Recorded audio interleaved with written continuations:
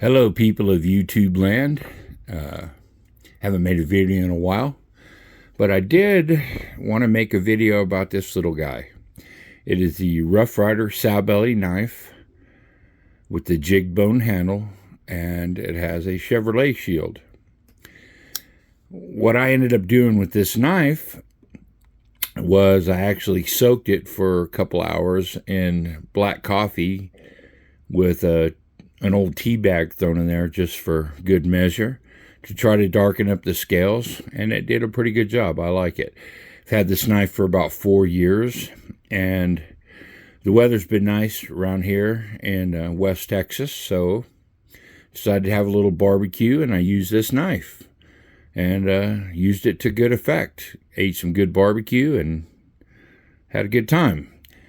And I went into the kitchen to clean the barbecue sauce off the knife, and I opened up this blade, cleaned it off, and then I went to open up secondary blade here, spay blade, and as you can see here, the back spring blew.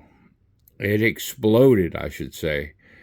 Hit me in the face. Didn't even know exactly what was happening, but it was quite the surprise. You can see I can't even get to that. It sinks down there, but kind of flops around in there freely. And I didn't do anything special. It just popped out. Some of you may or may not know that Rough Rider knives are owned by Smoky Mountain Knife Works, which is a great company. And I sent pictures of this knife and the damage on Instagram to them, and let me tell you, they had me a knife in the mail the next day, no problems, and they were really cool about it. Apologized for what happened. And so I thought, man, this is just a cheap Chinese piece of shit.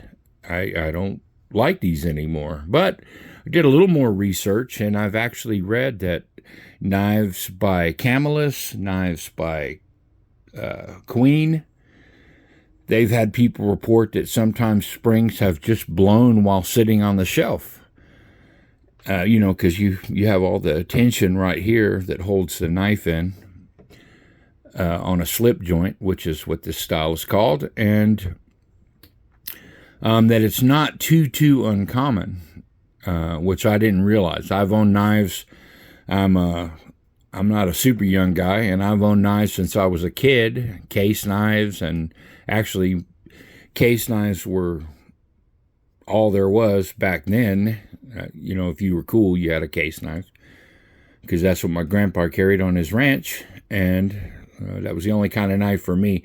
Then I got into it, and I discovered other knives, buck knives, Camelus, all these other knives, and then I absolutely refused to buy a Chinese knife until somebody gave me a Rough Rider knife, and I saw how really good they were. So I started buying them and using them.